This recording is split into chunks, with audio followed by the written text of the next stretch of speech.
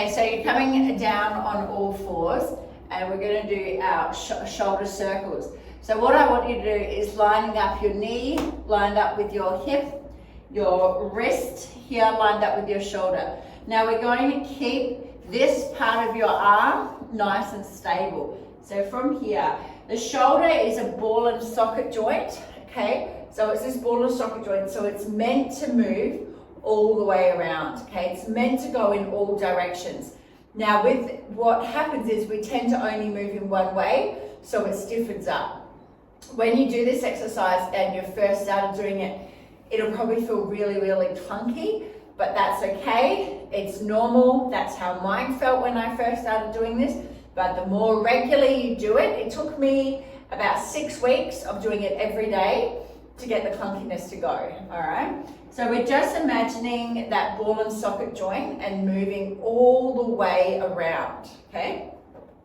So holding here, holding on nice and tight. All right, so from here, I'm going to trace that circle with my shoulders. So I'm going to do 10 in one direction, 10 in the other. Now, lots of people, when they first start, they feel like it's not moving at all. All right, so just trace that circle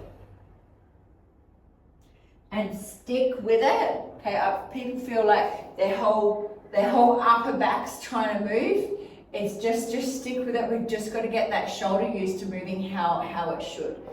Okay, and then do 10 forward. Just trace that circle.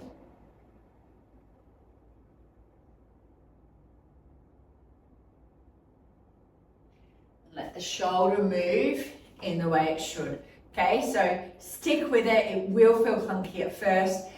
Don't worry, it's really normal. Again, it took me 6 weeks of doing it, but just imagine that ball and socket and we're moving it all the way around.